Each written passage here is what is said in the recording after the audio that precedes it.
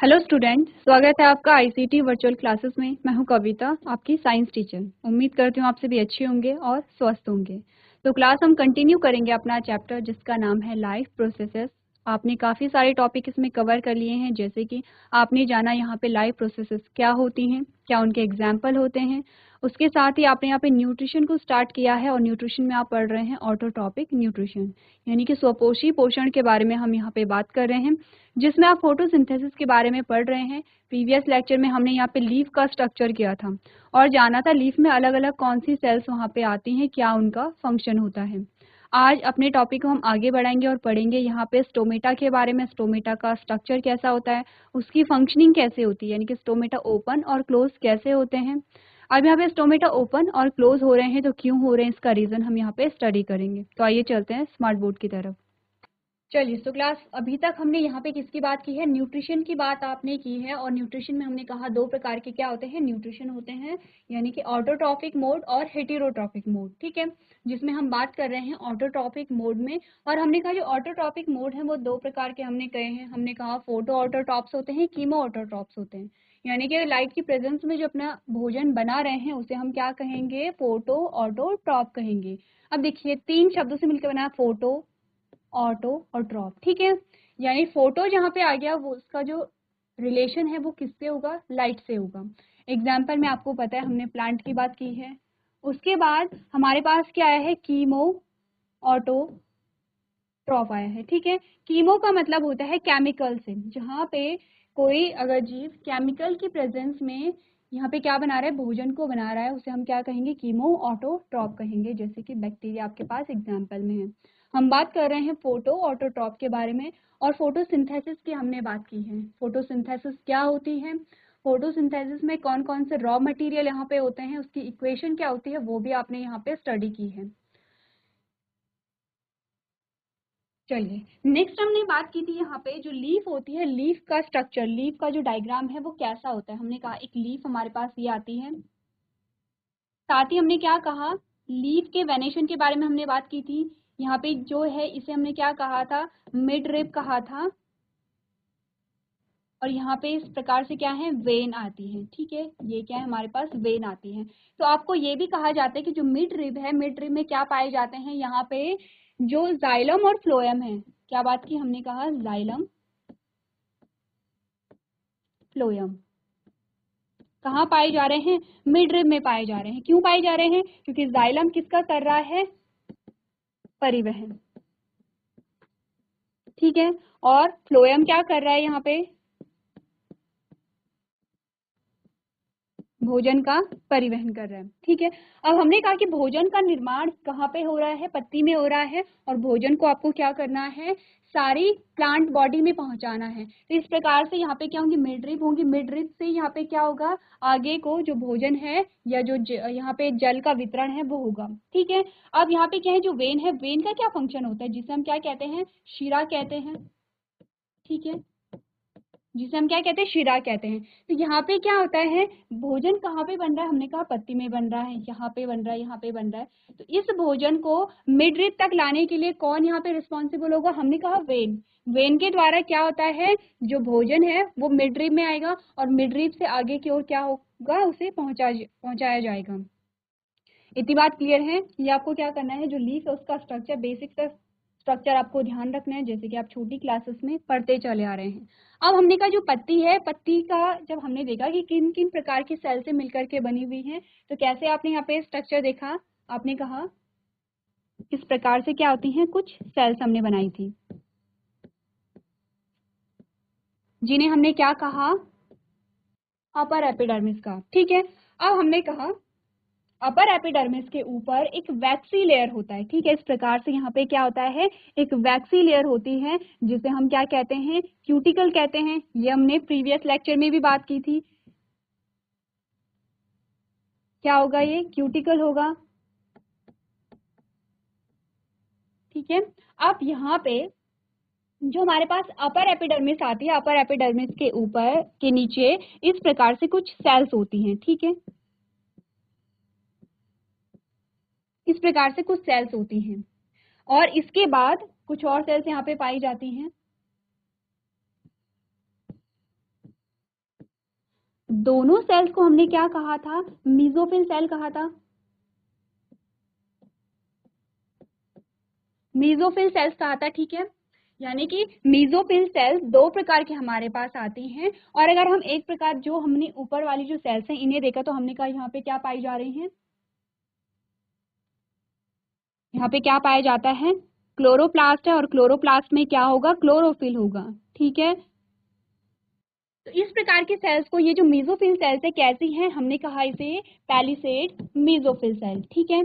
इतनी बात क्लियर है। और जो आपको गोल गोल संरचना यहाँ पे दिखाई दे रही हैं उसे हमने कहा स्पॉन्जी पैरेन्काइमा सेल। उसके बाद क्या होता है यहाँ पे? अब हमने प्रीवियस लेक्चर में क्या बात की थी कि जो सेल्स होती हैं वो इसका अपर सरफेस होता है और लोअर सरफेस होता है, ठीक है। ये हम बात कर रहे हैं किसकी? अपर सरफेस की। और अपर सरफेस में आपने क्या क्या यहाँ पे देखा? यह आपके पास अपर सरफेस का डायग्राम आ गया है। हमने कहा सबसे पहले क्या होगी? अपर एपिडर्मिस होती है, ठीक है। सबसे पहले हमने कहा अपर एपिडर्मिस होती है। उसके बाद हमने कहा यहाँ पे क्या होती है? अपर एपिडर्मिस के ऊपर क्या होगी? क्यूटिकल होती है। अपर एपिडर्मिस के नीचे मेसोफिल सेल्स होती हैं, और मेसोफिल सेल्स दो प्रकार की होती हैं। पहला हमने कहा, पहला क्या होगा यहाँ पे? पैलिसेड मेसोफिल हमने कहा है। दूसरा हमने क्या बात की है? यहाँ पे स्पॉन्जी पैरेन्काइमा की बात की है। अब इसके नीचे फिर से एपिडर्मिस की सेल्स आ जाती हैं, ठीक है। इसके नीचे फिर से हमने क्या कहा? एपिडर्मिस की इस प्रकार से सेल्स आ जाती हैं, और एपिडर्मिस के फिर से नीचे क्या आ जाती है? यहाँ पे क्यूटिकल्स की लेयर यहाँ पे भी आ जाएगी।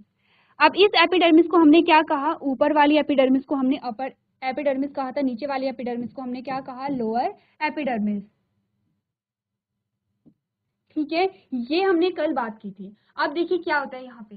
जो यहाँ पे लोअर एपिडर्मिस होता है, जो हमने कहा यहाँ पे क्या होता है? लोअर एपिडर्मिस होता है, उसमें कुछ यहाँ पे गैप होता है, ठीक है, इस प्रकार से। और यहाँ पे इन गैप को, इन छोटे छोटे छिद्रों को हम क्या कहते हैं? हमें पता है, इन्हें हम कहते हैं स्टोमेटा, ठीक है। कैसा स्ट्रक्चर हमने स्टोमेटा का पढ़ा है? आपको पता है, हमने कल बात की थी। हमने कहा इस प्रकार से क्या होते हैं? स्टोमेटा यहाँ पे पाए जाते हैं। तो यहाँ पे इसी प्रकार से क्या होते हैं? स्टोमेटा पाए जाएंगे, ठीक है। इतनी बात क्लियर है। यहाँ पे हमारे पास क्या आ जाए? स्टोमेटा आ गया है। दो हमारे पास यहाँ पे क्या आ जाती हैं? गार्ड सेल्स आ जाती हैं।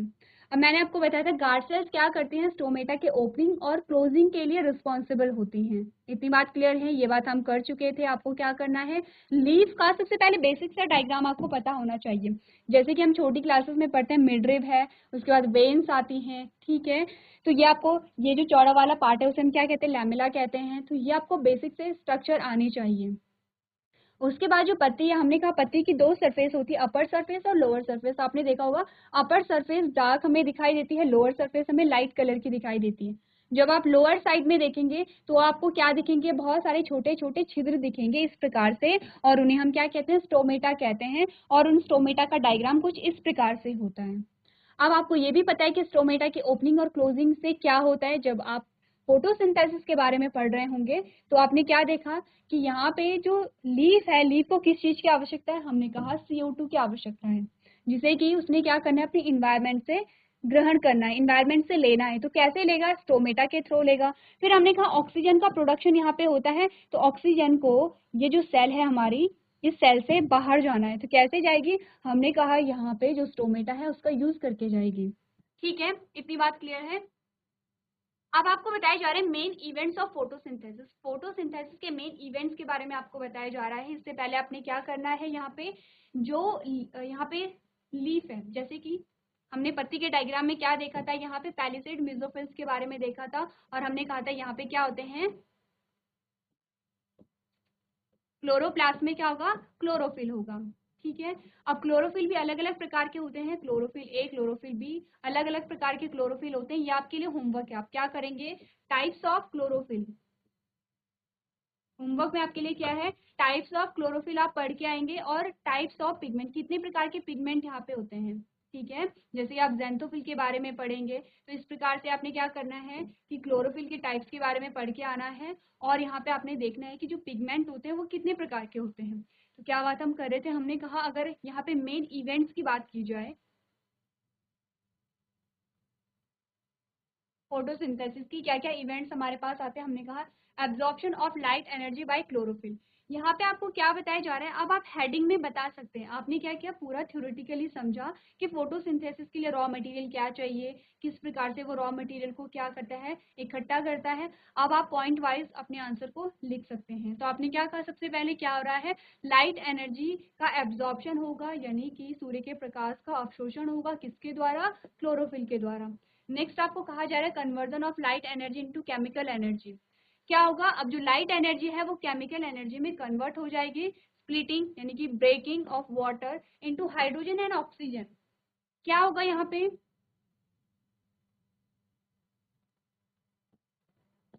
H2O हमने कहा, और H2O किससे मिलकर बना होता है, हाइड्रोजन ऑक्सीजन से मिलकर बना होता है। तो ये क्या हो जाएंगे, स्प्लिट हो जाएंगे, ठीक है, यानी कि हाइड्रोजन और ऑक्सीजन में स्प्लिट हो जाएगा। अब आपने क्या देखा, देखिए जब यहाँ पे टूटा तो ऑक्सीजन यहाँ पे क्या हो गई, प्रोड्यूस हो गई। अब इसी ऑक्सीजन को बाहर निकालना है, ठीक है।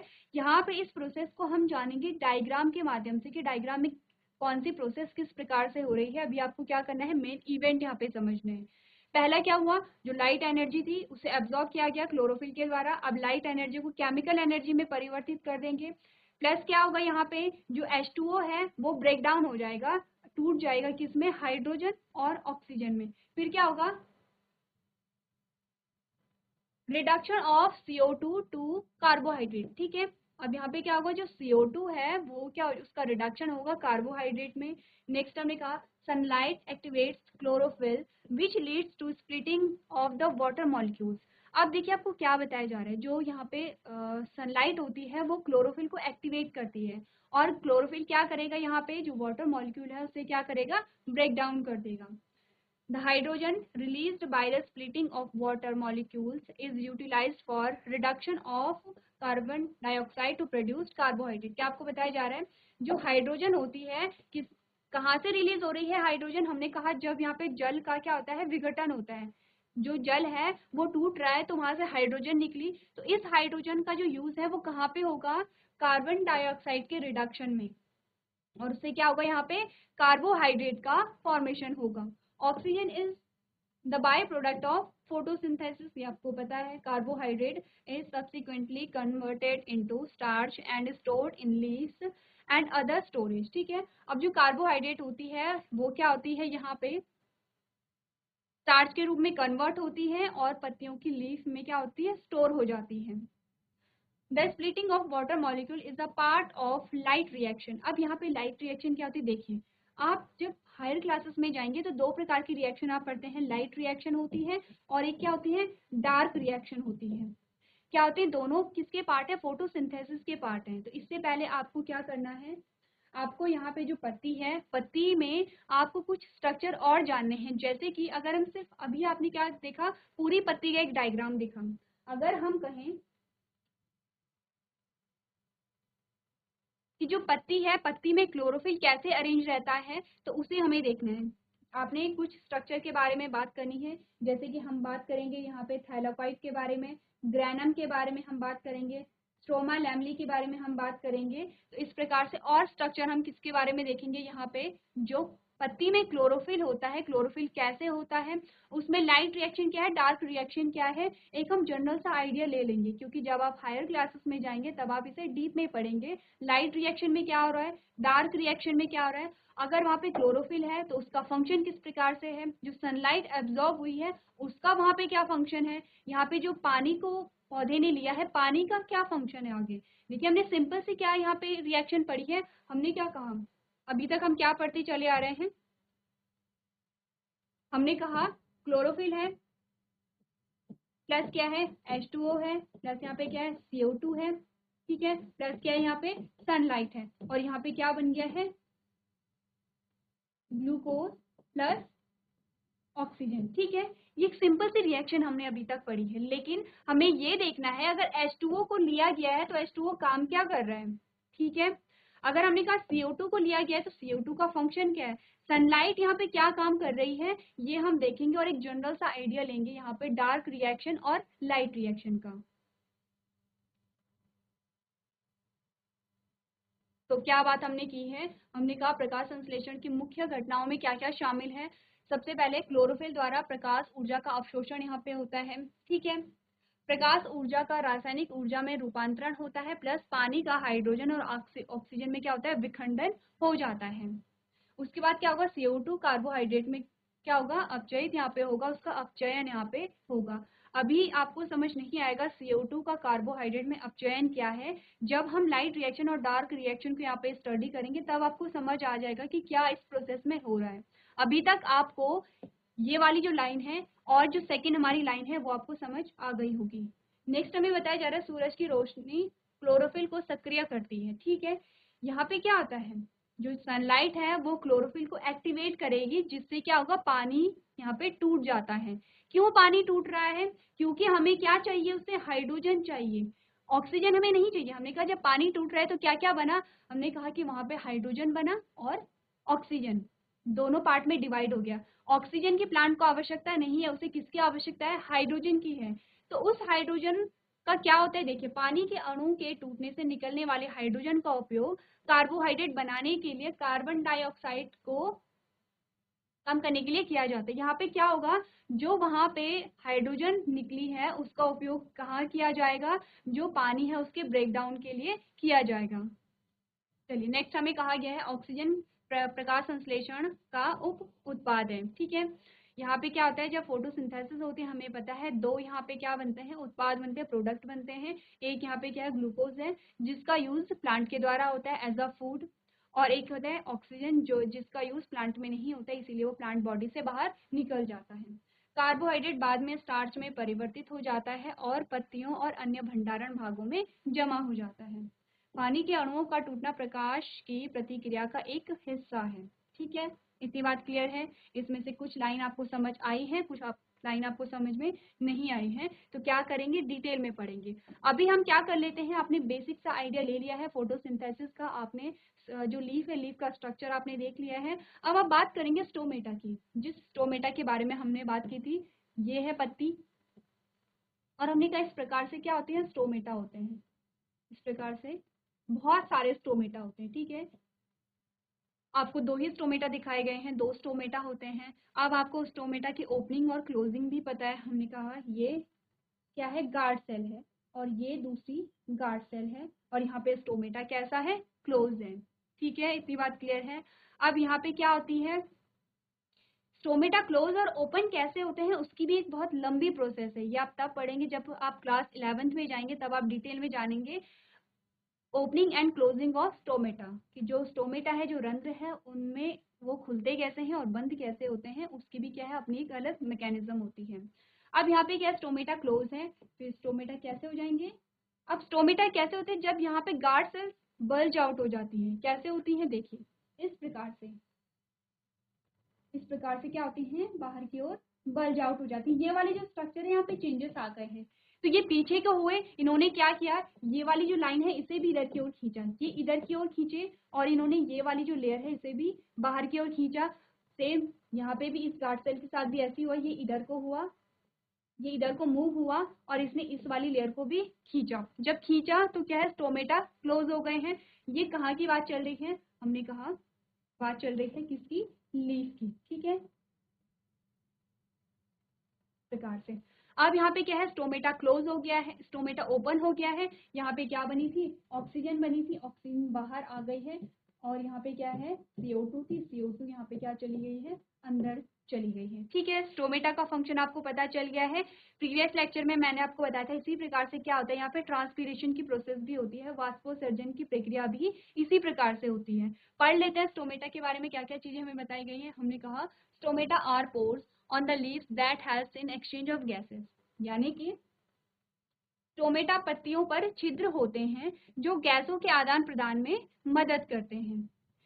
दे are mostly found on the underside of the leaf, ये ज्यादातर पत्ती के नीचे की तरफ पाए जाते हैं। किसकी बात चल रही है, लोअर सरफेस की बात चल रही है। हमने कहा दो सरफेस होते हैं, अपर सरफेस होता है, लोअर सरफेस होता है। कैसे पहचानेंगे, अपर सरफेस आपको कुछ डार्क दिखेगा, ज्यादातर पत्तियों में जो अपर सरफेस होता है वो आपको डार्क दिखता है, लोअर सरफेस आपको लाइट कलर का दिखता है, ठीक है। तो जहाँ पे लाइट कलर है वहां पे क्या होता है, स्टोमेटा पाए जाते हैं। Each stomata is guarded by guard cells which control the opening and closing of the pores. क्या कह रहे हैं, प्रत्येक रंध्र को गार्ड कोशिकाओं द्वारा संरक्षित किया जाता है जो छिद्र के खुलने और बंद होने को नियंत्रित करते हैं। कैसे कर रहे हैं आपको ये पता है। अब यहाँ पे गार्ड सेल्स पीछे की ओर क्यों बल्ज आउट हो रही हैं इस प्रकार से, वो आप तब पढ़ेंगे जब मैंने आपको कहा कि इसकी पूरी मैकेनिज्म आप पढ़ेंगे, ठीक है। नेक्स्ट आपको क्या बताया जा रहा है, the water content of the guard cells is responsible for their functions, यानी कि गार्ड कोशिकाओं की जल सामग्री उनके कार्यों के लिए जिम्मेदार होती है। अब यहाँ पे क्या आता है कि जब यहाँ पे क्या होता है, पानी एंटर यहाँ पे करता है और पानी यहाँ पे एग्जिट करेगा, तो उसी के कारण क्या होगा, यहाँ पे जो गार्ड सेल्स हैं उनमें खिंचाव आता है या वो रिलैक्स होती हैं। यानी कि गार्ड सेल्स क्या हो रही है, खींच रही हैं, तभी स्टोमेटा ओपन हो रहा है। गार्ड सेल्स रिलैक्स हो जाएंगे तो स्टोमेटा क्या होगा, यहाँ पे स्टोमेटा बंद हो जाएगा, ठीक है। तो यहाँ पे क्या हुआ, जब वाटर की एंट्री हुई तो क्या किया, वाटर ने इस प्रकार से यहाँ पे फोर्स लगाया। आप क्या देखते हैं, आपने गुब्बारे में पानी भरा या आपने गुब्बारे में हवा भरी, तो क्या होता है, जो हवा है वो हवा दाब लगाती है और गुब्बारा फूलने लगता है। कुछ ऐसा ही यहाँ पे होता है, पानी अंदर आएगा, गार्ड सेल्स में खिंचाव आ जाएगा और गार्ड सेल्स कैसी हो जाएंगी, वहां पे खींच जाएंगी तो स्टोमेटा ओपन हो जाएगा। अब पानी बाहर निकल गया, ठीक है, जब पानी बाहर निकला तो गार्ड सेल्स रिलैक्स हो गई हैं, तो क्या होगा, स्टोमेटा क्लोज हो जाएगा। अब आप समझ रहे हैं कि किस प्रकार से स्टोमेटा की ओपनिंग और क्लोजिंग में जो गार्ड सेल्स है उनकी बहुत महत्वपूर्ण भूमिका होती है, ठीक है। इतनी बात क्लियर है। चलिए, सो क्लास आज आपने जाना जो पत्ती का डिटेल स्ट्रक्चर होता है वो किस प्रकार से होता है, साथ ही आपने जाना फोटोसिंथेसिस के मेन इवेंट्स क्या क्या होते हैं, कौन कौन से वहाँ पे घटनाएं होती हैं, और इसी के साथ आपने यहाँ पे जाना जो स्टोमेटा की ओपनिंग और क्लोजिंग है वो किस प्रकार से होती है।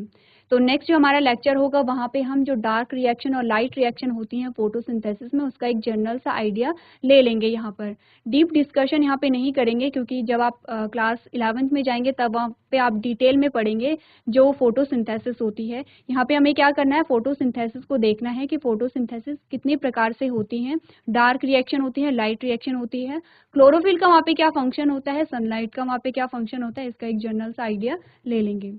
तो आज के सेशन में हम इतना ही करेंगे। अभी तक क्लास में बने रहने के लिए आपका धन्यवाद।